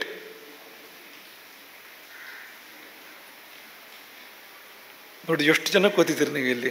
ಆದರೆ ತುಂಬ ಕ್ಷೀಣ ಧ್ವನಿಗಳು ಎಲ್ಲೋ 2, 3, 4 ಅವರು ಗಟ್ಟಿಯಾಗಿ ಹೇಳ್ತಾ ಇಲ್ಲ, ಮೆಲ್ಲ ಹೇಳ್ತಾ ಇದ್ದಾರೆ ಅಂತ. ತುಂಬ ಚಾಲ್ತಿಯಲ್ಲಿ ಮೊದಲದ ಶಬ್ದ ಚೀಟಿ ಅಂತ. ಆ ಜಾಗದಲ್ಲಿ ಚೀಟಿ ತಗೊಂಡು ಒಳಗೆ ಹೋಗಬೇಕು. ಚೀಟಿನವರು ಅಂತ ಇದ್ರು ಹಿಂದೆಲ್ಲ, ಚೀಟಿನವರು ಅಂತ ಇರ್ತಾ ಇದ್ರು. ನಮ್ಮ ಹೊಸನಗರ ಮಠ ಇದೆಯಲ್ಲ, ಮಠದ ಹತ್ತಿರ ಚೀಟಿನವರ ಮನೆ ಅಂತಲೇ ಇದೆ. ಇಲ್ಲ ಅಪ್ಪಣೆಯವರು, ಚೀಟಿನವರು, ಸುಂಕದವರು, ಹೀಗೆಲ್ಲ ಮನೆಗಳ ಹೆಸರುಗಳು. ಅಲ್ಲಿ ಅರಮನೆ ಇತ್ತಲ್ಲ, ರಾಜಾಡಳಿತ ಇತ್ತು. ಕೇಳಿದ ಇಲ್ಲಿ ನಗರ ಹತ್ತಿರ, ಅಲ್ಲಿಗೆ ಹೊಸನಗರಕ್ಕೆ ನಗರ ಹತ್ತಿರ, ಅಲ್ಲಿ ಆಳ್ತಾ ಇದ್ರಲ್ಲ, ಅರಸರು ಆಳ್ತಾ ಇದ್ರಲ್ಲ, ಹಾಗಾಗಿ ಈ ಶಬ್ದಗಳೆಲ್ಲ ಬಂದಿದೆ ಅಂತ. ಆಗ ಸುಂಕ ಕೊಡಬೇಕಾದ್ರೆ ಸುಂಕದ ವ್ಯವಸ್ಥೆಗಿದ್ದವರು ಸುಂಕದವರು ಅಂತ. ಹಾಗೆ ಅಪ್ಪಣೆಯವರು ಅಂತ, ಅವರು ಅಪ್ಪಣೆ ತಗೊಂಡು ಹೋಗಬೇಕಾಗಿತ್ತು ಅಂತ. ಚೀಟಿನವರು ಅಂತ ಅಲ್ಲೇ ನಮ್ಮ ಮಠದ ಸುತ್ತಮುತ್ತ ಇದ್ದಾರೆ ಚೀಟಿನವರೆಲ್ಲ ಇವತ್ತು ಅಂತ. ಅಷ್ಟು ಹಿಂದಿನ ಕಾಲದಿಂದ ಈ ಶಬ್ದ ಚಾಲ್ತಿಯಲ್ಲಿತ್ತು ಅಂತ. ಚೀಟಿ ಶಬ್ದ, ಚೀಟಿ ಕೆದರು ಚೀಟು ಅಂತ ಹೇಳೋದು ಉಂಟು. ಅದನ್ನು ದಕ್ಷಿಣ ಕನ್ನಡದಲ್ಲಿ ಚೀಟು ಅಂತ ಜಾಸ್ತಿ ಬಳಸ್ತಾರೆ. ಅದನ್ನು ಚೀಟಿ ಅನ್ನೋ ಶಬ್ದ ಬೇರೆ ಕಡೆ ಜಾಸ್ತಿ ಚಾಲ್ತಿಯಲ್ಲಿದೆ. ಆ ಶಬ್ದ ಕನ್ನಡ ಶಬ್ದ ಅದಕ್ಕೆ ಅಂತ. ಹಾಗಾಗಿ ನೀವು ಟಿಕೆಟ್ಟಿಗೆ ಟಿಕೆಟ್ ಕೊಡಿ, ಹೊರಟು ಹೋಗಲಿ. ಇದು ಎಲ್ಲಿಗೆ ಅಂದರೆ ಅದ್ರ ಊರಿಗೆ ಹೊರಟು ಹೋಗಲಿ. ಇದು ನಮ್ಮೂರಲ್ಲಿ ಬೇಕು ಅಂತಿಲ್ಲ. ಅವರವ್ರ ಊರಲ್ಲಿ ಅವರವ್ರ ಮನೆಯಲ್ಲಿ ಚೆಂದ ಅವರೆಲ್ಲ. ಇನ್ನೊಬ್ಬರು ಊರಲ್ಲಿ ಇನ್ನೊಬ್ಬರ ಮನೆಯಲ್ಲಿ ಎಷ್ಟು ದಿವಸ, 4 ದಿವಸ, 1 ವಾರ. ನಿಮ್ಮ ಮನೆಗೆ ನೆಂಟರು ಬಂದರೆ ಎಷ್ಟು ದಿವಸ ಇಟ್ಕೊಳ್ತೀರ ನೀವು? ನೆಂಟರು ಬಂದರೆ ವರ್ಷಗಳೇ ಇಟ್ಕೊಳ್ತೀರ ನಿಮ್ಮ ಮನೆಗಳಲ್ಲಿ? ಈಗ ನಾವು 100 ವರ್ಷ ಆಯಿತು ಇಟ್ಕೊಂಡು ಈ ಶಬ್ದಗಳನ್ನೆಲ್ಲ. ಯಾಕೆ ಇಟ್ಕೊಂಡಿದ್ದೇವೆ ನಾವು ಅದನ್ನು? ಹಾಗಾಗಿ ಇದು ನೆಂಟರು ಅಲ್ಲ, ಇಂಗ್ಲೀಷ್ ಭಾಷೆ ಅಥವಾ ಇಂಗ್ಲೀಷರು ಅವ್ರ ನೆಂಟರು ಕೂಡ ಅಲ್ಲ. ಏನವರು? ಅವರು ಆಕ್ರಮಣಕಾರರು, ಈ ದೇಶವನ್ನು ಕೊಳ್ಳೆ ಹೊಡೆಯಲಿಕ್ಕೆ ಬಂದವರು, ನಮ್ಮ ಮೇಲೆ ಆಳ್ವಿಕೆ ಅಲ್ಲ ದಬ್ಬಾಳಿಕೆ ಮಾಡಲಿಕ್ಕೆ ಬಂದಿರತಕ್ಕಂಥವ್ರು. ಅವರ ಶಬ್ದಗಳನ್ನು ನಾವು ಇಟ್ಕೊಳ್ಳುವಂಥದ್ದು ನಮಗೆ ಅವಮಾನ, ಅದು ದಾಸ್ಯದ ಪ್ರತೀಕ, ಅದು ನಮ್ಮ ಸೋಲಿನ ಪ್ರತೀಕ ಅದು. ಹಾಗಾಗಿ ಆ ಶಬ್ದಗಳನ್ನು ಇಟ್ಕೊಳ್ಬಾರ್ದು ಅಂತ. ಚೀಟಿ, ಅಪ್ಪಣೆ ಚೀಟು ಅನ್ನೋ ಶಬ್ದ ಕೂಡ ಈ ಕೋಶಗಳಲ್ಲಿ ಸಿಗ್ತದೆ ನಮಗೆ. ದುರಂತ ಅಂದರೆ ಈ ಟಿಕೆಟ್ ಶಬ್ದಕ್ಕೆ ಕನ್ನಡ ಅರ್ಥ ಕೊಡು ಅಂತ ಕೇಳಿದರೆ, ಈ ಕ್ರೂಬು ಇದೆಯಲ್ಲ, ಕ್ರೂಬು ಅಂದರೆ ಕೃತ್ರಿಮ ಬುದ್ಧಿಮತ್ತೆ ಅಂತ. ನೀವು AI ಅಂತ ಹೇಳೋದ್ರ ಬದಲಿಗೆ ನಾವು ಕ್ರೂಬು ಅಂತ ಹೇಳ್ತೇವೆ ಅಂತ, ಅದನ್ನು ಅಂತ ಕೃತ್ರಿಮ ಬುದ್ಧಿಮತ್ತೆ ಅಂತ. AI ಅಂತ ಹೇಳಲಿಕ್ಕೆ ಸ್ವಲ್ಪ ಕಷ್ಟ ಆಗ್ತದೆ. ನೀವು ಬೇಗ ಬೇಗ AI ಹೇಳೋಕೆ ಹೋದರೆ 2 ಸ್ವರಾಕ್ಷರ ಹಾಗೆ ಒಟ್ಟಿಗೆ ಉಚ್ಚಾರ ಆಗೋದಿಲ್ಲ, ಅದು ಹೇಳಲಿಕ್ಕೆ ಕಷ್ಟ ಆಗ್ತದೆ. ಅದಕ್ಕಿಂತ ಕ್ರೂಬು ಸುಲಭ ಆಗ್ತದೆ ನಿಮಗೆ. ಕೃತ್ರಿಮ ಬುದ್ಧಿಮತ್ತೆ ಅಂತ ಅದನ್ನು ಕೇಳಿದರೆ, ಈ ಟಿಕೆಟ್ ಶಬ್ದಕ್ಕೆ ಕನ್ನಡ ಶಬ್ದ ಕೊಡು ಅಂತ ಕೇಳಿದರೆ ಅದು ಟಿಕೇಟು ಮತ್ತು ಟಿಕೆಟ್ಟು, ಈ 2 ಶಬ್ದ ಕೊಡ್ತದೆ. ಅದು ಸರಳವಾಗಿ ಟಿಕೆಟ್ ಅಂತ ಹೇಳ್ಬೋದಲ್ಲ ಅಂತೂ ಕೇಳ್ತದೆ. ಅದೇ ಆ ಕೃತ್ರಿಮ ಬುದ್ಧಿಮತ್ತೆ. ನಮ್ಮ ಬುದ್ಧಿಮತ್ತೆ ಹೇಗಿದೆ ಅದು ಕೂಡ ಹಾಗೆ ಇರುವಂಥದ್ದಲ್ವ ಅದು. ಹಾಗಾಗಿ ಅದೇ ನಮಗೆ ಸಲಹೆ ಕೊಡ್ತದೆ ಅಂತ. ಕನ್ನಡದಲ್ಲಿ ಟಿಕೆಟ್ ಅಂತ ಹೇಳಿ ತೊಂದರೆ ಏನು? ಅಂಥ ದಾರಿದ್ರ್ಯ ಬಂದಿದೆ ನಮಗೆ ಅಂತ. ಕೃತ್ರಿಮ ಬುದ್ಧಿಮತ್ತೆ ಹೇಳಬೇಕಾಗಿತ್ತು. ನಾವೆಲ್ಲ ಬಳಸಿದ್ರೆ ಹೇಳ್ತಿತ್ತು ಅದು ಅಂತ, ಈ ಶಬ್ದ ಕನ್ನಡದಲ್ಲಿ ಅಂತ. ನಾವು ಯಾರೂ ಬಳಸದೇ ಇರೋದಕ್ಕೆ ಲಕ್ಷಣ ಅದು ಅಂತ. ಹಾಗಾಗಿ ಅಲ್ಲಿ ಸಿಗೋದಿಲ್ಲ. ಕೋಶಗಳಲ್ಲಿ ಈ ಶಬ್ದ ಸಿಗ್ತದೆ. ಚೀಟಿ, ಚೀಟು, ಅಪ್ಪಣೆ ಚೀಟು, ಇಂಥ ಶಬ್ದಗಳು ಅಲ್ಲಿ ಸಿಗ್ತವೆ. ಸಂಸ್ಕೃತ ಶಬ್ದವೂ ಇದೆ, ಪ್ರವೇಶ ಪತ್ರ, ಪ್ರವೇಶ ಪತ್ರ. ಸಂಸ್ಕೃತದಲ್ಲಿ ಈ ಶಬ್ದವನ್ನು ಬಳಸ್ಬೋದು. ತುಂಬ ಗಂಭೀರವಾಗಿರುವಂಥ ಶಬ್ದ. ಪ್ರವೇಶ ಮಾಡಬೇಕಾದ್ರೆ ಆ ಪತ್ರ ಬೇಕು, ಆ ಕಾಗದ ಬೇಕು. ಹಾಗಾಗಿ ಇಂಥ ಶಬ್ದಗಳನ್ನು ನಾವು ಬಳಸೋಣ ಅಂತ. ನಮ್ಮ ಭಾಷೆಯನ್ನು ನಾವು ಬಳಸಬೇಕು ಮತ್ತು ಅನ್ಯ ಭಾಷೆಯನ್ನು ನಾವು ಅನ್ಯ ಭಾಷೆಗೆ ಮೀಸಲಾಗಬೇಕು. ಯಾವ ಭಾಷೆ ಇದ್ದು ಆ ಭಾಷೆಗೆ ಹೋಗಿ ಸೇರಲಿ. ಅವರು ಕೂಡ ಈ ಸಂಕರವನ್ನು ಅವರು ಕೂಡ ಒಪ್ಪೋದಿಲ್ಲ, ಮಾಡಬಾರ್ದು ಆ ರೀತಿಯಲ್ಲಿ ಅಂತ. ಇಂಗ್ಲೀಷಿಗೂ ಅದು ಶೋಭೆ ಅಲ್ಲ. ಆ ಥರ ಬೆರೆಸಿ ಅದನ್ನು ರೂಪಾಂತರ ಮಾಡಿ, ಅದನ್ನು ವಿಕಾರ ಮಾಡಿ ನಾವು ಮಾತಾಡ್ತೇವೆ. ಅದಿದ್ದಾಗ ಅದನ್ನು ಹೇಳೋದಿಲ್ಲ. ಜನ ಹೇಳೋದುಂಟು ಅಂತ. ಬ್ರಿಟಿಷರು ಭಾರತ ಬಿಟ್ಟು ಓಡಿ ಹೋಗಿದ್ದು ಅದು ನಮ್ಮ ಸ್ವಾತಂತ್ರ್ಯ ಸಂಗ್ರಾಮಕ್ಕೆ ಹೆದರಿಯಲ್ಲ, ಈ ನಮ್ಮ ಕೆಟ್ಟ ಇಂಗ್ಲೀಷ್ ಕೇಳಲಾರದೆ ಭಾರತ ಬಿಟ್ಟು ಹೋದರು ಅಂತ ಹೇಳೋದುಂಟು ಅಂತ. ಈ ನಮ್ಮ ಇಂಗ್ಲೀಷ್ ಭಾಷೆ ಹಾವಳಿ ತಡೀಲಾರದೆ ಬೇಡಪ್ಪ ಬೇಡ ಅಂತ ಅವರು ಬಿಟ್ಟು ಹೋದ್ರು ಅಂತ ತಮಾಷೆಗೆ ಹೇಳೋದುಂಟು ಅಂತ. ಹಾಗೆ ಆ ಭಾಷೆ ಅದರಷ್ಟಕ್ಕೆ ಅದಿರುವಾಗ ಇರಲಿ. ಅದನ್ನು ನಾವೇನು ಕೈ ಹಾಕಿ ಅದನ್ನು ಒಳ್ಳೇದು ಮಾಡೋದು ಬೇಡ, ಹಾಳು ಮಾಡೋದು ಬೇಡ. ನಾವು ನಮ್ಮ ಭಾಷೆಯನ್ನು ಮಾತಾಡೋಣ ಅನ್ನೋದನ್ನು ಈ ಸಮಯದಲ್ಲಿ ನಾವು ನೆನಪು ಮಾಡಿಕೊಳ್ತೇವೆ. ಗಣಪತಿ ಸನ್ನಿಧಾನದಲ್ಲಿ ನಾವು ಮಾಡಬೇಕು. ಯಾಕೆಂದರೆ ಈ ಗಣಪತಿಗೂ ತುಂಬ ಅಪಚಾರ ಆಗ್ತಾಯಿದೆ. ಈ ಗಣಪತಿ ಬಗ್ಗೆ ಆಂಗ್ಲ ಭಾಷೆಯ ಒಂದು ಹಾಡಿದೆ. ಓ ಬಲ್ಕಿಷ್ಟ ಮುಖ್ಯ ಗಣಪತಿ ಅಂತ ಒಂದು ಆಂಗ್ಲ ಭಾಷೆ ಹಾಡಿದೆ. ಅಂದರೆ ಆ ಹಾಡು ಕೇಳಿದರೆ ನಿಮ್ಗೆ ಆ ಪೂಜಾ ಭಾವ, ಆ ಭಕ್ತಿ ಭಾವ ಏನೂ ಬರೋದಿಲ್ಲ, ಬದಲಿಗೆ ತಮಾಷೆ ಅಂತ. ಈ ಗಣಪತಿ ನಮಗೆಲ್ಲ ಭಕ್ತಿಗೆ ವಿಷಯ, ಆರಾಧನೆಗೆ ವಿಷಯ, ಆದರೆ ತುಂಬ ಜನರಿಗೆ ಅದು ಹಾಸ್ಯಕ್ಕೆ ವಿಷಯ, ಅದು ತಮಾಷೆಗೆ ವಿಷಯ. ನಾವು ಅದಕ್ಕೆ ಸೈ ಅನ್ನೋರೇ ಆಗಿದ್ದೇವೆ, ನಾವು ಸೇರ್ಕೊಂಡಿದ್ದೇವೆ ಅದಕ್ಕೆ. ಯಾವ್ಯಾವ ರೀತಿ ಗಣಪತಿಗಳು ಗೋಚರ ಆಗ್ತಾ ಇದ್ದಾವೆ ಇವತ್ತು, ಯಾವ್ಯಾವ ರೀತಿ ಗಣಪತಿಗಳು ಅಂತ. ಈ ಕೊರೋನಾ ಬಂತು ಅಂದ್ರೆ ಕೊರೋನಾ ಗಣಪತಿ ಅಂತ ಮಾಡ್ಬಿಡೋದು, ಒಂದು ಕೊರೋನಾ ಪರಿಹಾರ ಮಾಡೋದು. ವಿಚಿತ್ರ ವಿಚಿತ್ರ ಗಣಪತಿ ತನ್ನ ಮೇಲೊಂದು ಒಂದು ಟೋಪಿ ಅಂದರೆ ಆಂಗ್ಲರ ಟೋಪಿ, ಹ್ಯಾಟ್. ಆಂಗ್ಲರ ಹ್ಯಾಟು ಬೂಟು ಕೋಟೆಲ್ಲ ಹಾಕಿ ಗಣಪತಿ ತಂದು ನಿಲ್ಲಿಸಿದರೆ ಏನು ಅನ್ನಿಸ್ತದೆ ಹೇಳಿ ಅಂತ. ಅವನು ಹಾಗಿಲ್ಲ ಅಂತ. ಅವನು ಹೇಗೆ ದರ್ಶನ ಕೊಡ್ತಾನೋ ಮೂಲಾಧಾರ ಚಕ್ರದಲ್ಲಿ ಸಾಧಕರಿಗೆ, ಹಾಗೆ ನಾವು ಗಣಪತಿಯನ್ನು ನಾವು ರಚನೆ ಮಾಡಲಿಕ್ಕಿರುವಂಥದ್ದು ಅಂತ. ಹಾಗಾಗಿ ಗಣಪತಿಯ ರಚನೆಯಲ್ಲಿ ಕೂಡ ತುಂಬ ಲೋಪದೋಷಗಳನ್ನು ಮಾಡ್ತಾ ಇದ್ದಾರೆ, ಬುದ್ಧಿಪೂರ್ವಕವಾಗಿ ಮಾಡ್ತಾ ಇದ್ದಾರೆ ತುಂಬ ಲೋಪದೋಷಗಳನ್ನು. ಅಲ್ಲಿ ಮಹಾಬಲಿಪುರಮಲ್ಲಿ ತುಂಬ ವಿಗ್ರಹಗಳನ್ನು ಮಾಡ್ತಾರೆ. ನಮ್ಮ ಉಪಾಧ್ಯಾಯರು ಶ್ರೀ ಶಂಕರಾನಂದ ಜಯಸ್ವಾಮಿ ಮೇಲೆ ಹೋದಾಗ ಅವರು ನೋಡಿದ್ದನ್ನು ಹೇಳ್ತಾ ಇದ್ರು. ಅದೇನೆಂದರೆ, ಗಣಪತಿ ಈ ಆರಾಮ್ ಕುರ್ಚಿ ಮೇಲೆ ಹಾಗೆ ಕೈಕಾಲು ಚಾಚಿ, ಪೂರ್ತಿ ಕಾಲು ಚಾಚಿ, ತಲೆ ಹಿಂದಕ್ಕೆ ಚಾಚಿ ಮಲ್ಕೊಂಡಿದ್ದಾನೆ. ಪುಸ್ತಕ ಇಟ್ಕೊಂಡು ಓದ್ತಾ ಇದ್ದಾನೆ, ಕೈಯಲ್ಲಿ ಪುಸ್ತಕ ಇದೆ, ಪುಸ್ತಕ ಇಟ್ಕೊಂಡು ಓದ್ತಾ ಇದ್ದಾನೆ. ಅವ್ರು ಹೇಳ್ತಾ ಇದ್ರು ಗಣಪತಿ ಹಾಗೆ ಕೂತ್ಕೊಳ್ಳೋದಿಲ್ಲ ಅಂತ. ಗಣಪತಿ ಕೂತ್ಕೊಳ್ಳೋದು ಒಂದು ಶುಭಾಸನದಲ್ಲಿ ಕೂತ್ಕೊಳ್ತಾನೆ ಹೊರತು ಹಾಗೆ ಕಾಲು ಕೈಯಲ್ಲಿ ನೀಡಿ ಕೂತ್ಕೊಂಡ್ರೆ ಅದು ಅನುಕೂಲ ಆಗೋದಿಲ್ಲ. ಅದು ಯೋಗಕ್ಕೆ ಪ್ರತಿಕೂಲ ಹೊರತು ಅನುಕೂಲ ಅಲ್ಲ. ಅದು ಕಾಲು ಮಡಿಸಿ ಬರಬೇಕು, ಆಗಲೇ ಅದು ಒಂದು ಆಸನ ಅಂತ ಆಗುವಂಥದ್ದು. ಕಾಲು ಬಿಡಿಸಿದ್ರೆ ಆಸನ ಅಂತ ಆಗೋದಿಲ್ಲ ಅಲ್ಲಿ ಅಂತ. ಹಾಗೆ ಗಣಪತಿ ಹಾಗೆ ಕೂತ್ಕೊಳ್ಳೋದಿಲ್ಲ ಒಂದು. ಎರಡನೇದು, ಗಣಪತಿಗೆ ಪುಸ್ತಕ ಓದಬೇಕಾದ ಅಗತ್ಯ ಇಲ್ಲ. ಅವನಿಗೆ ಬುದ್ಧಿ ದಾರಿದ್ರ್ಯ ಇಲ್ಲ, ಜ್ಞಾನದ ಬೆಳತನ ಇಲ್ಲ ಗಣಪತಿಗೆ. ಅವನ್ಯಾಕೆ ಪುಸ್ತಕ ಓದಬೇಕು, ನಾವ್ಯಾಕೆ ಇಂಥದ್ದನ್ನು ಮಾಡಬೇಕು? ಅಪಚಾರ ಅಲ್ವಾ? ಇಂಥದ್ದನ್ನ ಯಾಕೆ ಮಾಡಬೇಕು ನಾವು? ಇದು ಒಂದು. ಇನ್ನೊಂದು, ಆ ಗಣಪತಿಗೆ ವಿಷವನ್ನು ಬಳಿಯುವಂಥದ್ದು, ಬಣ್ಣದ ಹೆಸರಿನಲ್ಲಿ ವಿಷವನ್ನು ಬಳಿಯುವಂಥದ್ದು. ಅದು ನಮ್ಮ ಕಣ್ಣಿಗೆ ಚೆಂದ ಕಾಣಬೇಕು ಅನ್ನೋ ಕಾರಣಕ್ಕೆ ನಾವು ಅಂದರೆ ವರ್ಜ್ಯವಾದದ್ದನ್ನು ಒಂದು ವಿಗ್ರಹ ಮಾಡಬೇಕಾದ್ರೆ ಶುದ್ಧ ದ್ರವ್ಯಗಳಿಂದ ವಿಗ್ರಹ ಮಾಡಬೇಕು ಯಾವಾಗಲೂ. ಅಶುದ್ಧ ದ್ರವ್ಯಗಳಿಂದ ವಿಗ್ರಹವನ್ನು ಮಾಡುವ ಪದ್ಧತಿ ಇಲ್ಲ, ಮಾಡಬಾರ್ದು. ವಿಷಯದಿಂದ ಮಾಡಿದರೆ ಒಂದು ವಿಗ್ರಹವನ್ನು ಹೇಗಿರ್ಬೋದು? ಅಂಥ ಅನೇಕ ದ್ರವ್ಯಗಳನ್ನು ಬಳಸಿ ಗಣಪತಿಗಳನ್ನು ಮಾಡಲಾಗ್ತಾ ಇದೆ. ಅದೆಲ್ಲ ಶಾಪಕ್ಕೆ ಕಾರಣ, ಅದೆಲ್ಲ ಗಣಪತಿಯ ಆಗ್ರಹಕ್ಕೆ, ಅಪಚಾರಕ್ಕೆ ಕಾರಣ ಆಗುವಂಥದ್ದು ಹೊರತು ಅನುಗ್ರಹಕ್ಕೆ ಕಾರಣ ಆಗುವಂಥದ್ದಲ್ಲ. ಅದಿನ್ನೊಂದು. ಹಾಗಾಗಿ ಇಲ್ಲಿ ನಾವು ಅನೇಕ ವರ್ಷಗಳಿಂದ ಗಣಪತಿಗೆ ಬಣ್ಣ ಹಚ್ಚಬೇಡಿ ಅಂತ.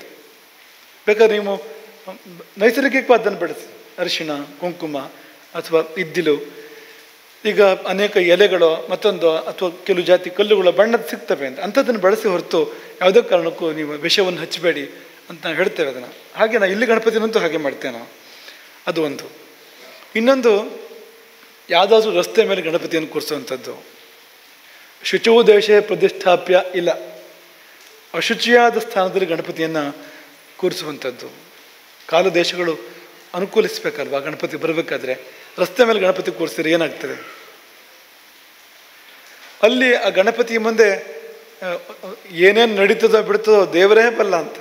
ಅಂದರೆ ಕರ್ಣಕರ್ಕಶ ಒಂದು 4-6 ದಿನ, ಹೆಚ್ಚೇ ದಿನ ಧ್ವನಿವರ್ಧಕದಲ್ಲಿ ಗಲಾಟೆಯೋ ಗಲಾಟೆ. ಗಣಪತಿ ಖಂಡಿತ ಇರ್ಲಿಕ್ಕೆ ಸಾಧ್ಯ ಇಲ್ಲ ಅಲ್ಲಿ. ಅಂಥ ವಾತಾವರಣ ನಿರ್ಮಾಣ ಮಾಡ್ತೇವೆ ನಾವು. ಯಾಕೆ ಇಂಥದ್ದೆಲ್ಲ ಮಾಡಬೇಕು ನಾವು? ಗಣಪತಿ ಯಾಕೆ ಬೇಕು ಇದಕ್ಕೆ? ನೀವು ಬೇರೆ ಏನಾದ್ರು ಮಾಡ್ಕೊಳ್ಳಿ, ನೀವು ಗಣಪತಿ ಯಾಕೆ ಬೇಕು ಇದಕ್ಕೆಲ್ಲ ಅಂತ. ಗಣಪತಿ ಹೆಸರಿನಲ್ಲಿ ಸಂಗ್ರಹ ಅಂದರೆ ಭಕ್ತಿ ಇರೋರು ಕೊಡ್ತಾರೆ, ಕೊಡಲಿ, ತಗೊಂಡು ಬರಲಿ, ತೊಂದರೆ ಏನೂ ಇಲ್ಲ. ಆದರೆ ಗಣಪತಿ ಹೆಸರಿನಲ್ಲಿ ಬಲಾತ್ಕಾರದ ಸಂಗ್ರಹಗಳು ನಡೀತವೆ. ಚಂದ ವಸೂಲಿ ನಡೆಯೋ ಕ್ರಮಗಳು ಎಲ್ಲ ಕಡೆ ಹಾಗೆ ಅಂತ ನಾವು ಹೇಳೋದಿಲ್ಲ, ಅನೇಕ ಕಡೆ ಸುಲಿಗೆ ನಡೀತದೆ ಅಂತ. ಈ ಬೆಂಗಳೂರಲ್ಲೆಲ್ಲ ಗಣಪತಿ ಹಬ್ಬ ಮುಗಿಯೋದೇ ಇಲ್ಲ. ಶುರುವಾಯಿತು ಅಂದರೆ ಇಡೀ ವರ್ಷ ಗಣಪತಿ ಹಬ್ಬವೇ ಅಂತ. ಆಮೇಲೆ ರಾಜ್ಯೋತ್ಸವ ಶುರುವಾಯಿತು ಅಂದ್ರೆ ಅದು ಕೂಡ ಹಾಗೆ ಅಂತ. ಅವ್ರು ಯಾರಿಗೂ ಕರ್ನಾಟಕ ರಾಜ್ಯೋತ್ಸವ ಆ ರೀತಿ ಮಾಡೋರಿಗೆ ರಾಜ್ಯದ ಮೇಲೆ ಒಂದು ಪ್ರೀತಿಯಿಂದ ಮಾಡೋದಲ್ಲ, ಅವರು ದುಡ್ಡು ಹಣಕ್ಕೋಸ್ಕರ ಮಾಡೋಂಥದ್ದು. ಅಥವಾ ಗಣಪತಿ ಹಬ್ಬವು ಕೂಡ ಗಣಪತಿಗೋಸ್ಕರ ಅಲ್ಲ, ಹಣಕ್ಕೋಸ್ಕರ ಮಾಡೋಂಥದ್ದು. ಹೀಗೆಲ್ಲ ಮಾಡಿದಾಗ ಗಣಪತಿ ಆಗ್ರಹಕ್ಕೆ ನಾವು ಪಾತ್ರ ಆಗ್ತೇವೆ ಹೊರತು ಅದರಿಂದ ಒಳ್ಳೇದಾಗೋದಿಲ್ಲ ಅನ್ನೋದನ್ನ ಈ ಸಮಯದಲ್ಲಿ ನಾವು ನೆನಪು ಮಾಡ್ಕೊಳ್ತೇವೆ. ಹಾಗಾಗಿ ಹೀಗೆಲ್ಲ ಮಾಡಿದರೆ ಗಣಪತಿ ಚೀಟಿ ಕೊಡ್ತಾನೆ ಕೂಡಲೇ ಅಂತ. ಯಾವ ಚೀಟಿ ಅಂದರೆ ದುರ್ಗತಿಯ ಚೀಟಿ ಕೊಡ್ತಾನೆ ಅವನು. ಯಮನಿಗೆ, ಚಿತ್ರಗುಪ್ತನಿಗೆ ಚೀಟಿ ಕಳಿಸ್ತಾನೆ ಗಣಪತಿ. ಆ ಚೀಟಿಯಲ್ಲಿ ಇರ್ತದೆ ಅಂತ, ಇವನನ್ನು ಯಾವುದಾದ್ರು ನರಕಕ್ಕೆ ತೊಗೊಂಡೋಗಿ ಹಾಕಿ ಅಂತ, ರೌರವ ನರಕಕ್ಕೆ ಹಾಕಿ, ಕುಂಬಿಪಾಕ ನರಕಕ್ಕೆ ಹಾಕಿ. ಇನ್ನು ಚೀಟಿ ಗಣಪತಿ ಕೊಡೋ ಥರ ಮಾಡ್ಕೊಳ್ಬಾರದು ನಾವು ಅಂತ. ಅಥವಾ ಕುಬೇರನಿಗೆ ಚೀಟಿ ಕೊಡ್ತಾನೆ, ಇವನಿಗೆ 1 ರೂಪಾಯಿಯೂ ಕೊಡಬೇಡ ಅಂತ, ಬಡವನಾಗಿ ಬದುಕಲೇ ಅವನಂತ. ಹಾಗೆಲ್ಲ ಮಾಡ್ಕೊಳ್ಬೇಕಂತ. ಹಾಗಾಗಿ ಗಣಪತಿಯ ಅನುಗ್ರಹಕ್ಕೆ ನಾವು ಪಾತ್ರರಾಗುವಂತೆ ಸೇವೆಯನ್ನು ಮಾಡಬೇಕು ಎಂಬುದಾಗಿ ಈ ಸಮಯದಲ್ಲಿ ನಾವು ಭಾವಿಸ್ತಾ ಭಾಷೆಯನ್ನು ಶುದ್ಧ ಮಾಡ್ಕೊಳ್ಳೋಣ. ಈ ಗಣಪತಿ ಹಬ್ಬವನ್ನು ಕೂಡ ಶುದ್ಧ ಮಾಡ್ಕೊಳ್ಬೇಕು ಅನ್ನೋಕ್ಕೆ ಇಷ್ಟೆಲ್ಲ ಮಾತನ್ನು ಹೇಳಿದ್ದು ನಾವು. ಜೀವನವನ್ನೇ ಶುದ್ಧ ಮಾಡಬೇಕಾದಂಥ ಪರಿಸ್ಥಿತಿ ಇದೆ, ಸಂದರ್ಭ ಇದೆ. ಹಾಗೆ ಇದೆಲ್ಲವನ್ನು ಅದರ ತಾನ ಒಂದು ಗಣಪತಿ ಅಂತ ಇರಬೇಕು ಅಂತ. ಗಣಪತಿಯನ್ನು ಬೇರೆ ಥರ ಮಾಡಬಾರ್ದು. ಅದರ ಸಹಜತೆಯಲ್ಲಿ ಅದಕ್ಕೆ ಶಾಸ್ತ್ರ ಏನು ಹೇಳಿದೆಯೋ, ಸೃಷ್ಟಿ ಏನು ಹೇಳ್ತಾ ಇದೆಯೋ ಅಂಥ ರೀತಿಯಲ್ಲಿ ಮಾಡಬೇಕು ಅನ್ನೋದನ್ನು ನೆನಪು ಮಾಡಿಕೊಂಡು ಚಾತುರ್ಮಾಸ್ಯ ಸ್ವಭಾಷಾ ಸ್ವಭೂಷಾ ಸ್ವದೇಶಕ್ಕೆ ಈ ಚಿಂತನೆಗಳಿಗೆ ಪ್ರೇರಣೆ ಕೊಡಲಿ, ನಿಮ್ಮೆಲ್ಲರನ್ನು ನಿಮ್ಮ ತನಕ್ಕೆ ಕರೆದೊಯ್ಯಲಿ ಎಂಬುದಾಗಿ ಹೇಳ್ತಾ, ನೀವೆಲ್ಲ ಅದೃಷ್ಟವಂತರು. ಗುರು ಗಣಪತಿ ಒಟ್ಟಿಗೆ ನೋಡ್ತಾ ಇದ್ದೀರಿ ನೀವು. ನಿಮಗೆ ಅಂಥದ್ದೇನೇ ಬರಲಿಕ್ಕೆ ಅವಕಾಶ ಸಿಕ್ಕಿದೆ. ಇಲ್ಲಿ ನಿಮಗೆ 2 ಆಶೀರ್ವಾದ ಧಾರಾಳವಾಗಿ ಪ್ರಾಪ್ತಾಗಿ ನಿಮ್ಮ ಬದುಕಿನ ವಿಘ್ನಗಳು ಪರಿಹಾರ ಆಗಲಿ, ದಾರಿ ನಿಮಗೆ ತೋರಿ ಬರಲಿ, ಸರಿಯಾದ ದಾರಿ. ನಿಮ್ಮನ್ನು ಸುಖಕ್ಕೆ ಕರೆದೊಯ್ಯುವ, ಶಾಶ್ವತ ಸುಖಕ್ಕೆ ಕರೆದೊಯ್ಯುವಂಥ ದಾರಿ ನಿಮಗೆ ತೆರೆದುಕೊಳ್ಳಲಿ. ಗುರುಕೃಪೆಯಿಂದ, ಗಣಪತಿ ಕೃಪೆಯಿಂದ ಬದುಕಿನ ಎಲ್ಲ ವಿಘ್ನಗಳು ಪರಿಹಾರ ಆಗಲಿ ಎಂಬುದಾಗಿ ಆಶಿಸ್ತೇವೆ. ಎಲ್ಲರಿಗೂ ಒಳಿತಾಗಲಿ ಅಂತ ಪುಣ್ಯ ಆಗ್ತದೆ. ಹರೇ ರಾಮ. ಗೋಕರ್ಣ ಮಂಡಲಾಧೀಶ್ವರ ಶ್ರೀಮದ್ ಜಗದ್ಗುರು ಶಂಕರಾಚಾರ್ಯ ಶ್ರೀ ಶ್ರೀ ರಾಘವೇಶ್ವರ ಭಾರತೀ ಸ್ವಾಮಿ ಮಹಾರಾಜ್ ಕಿ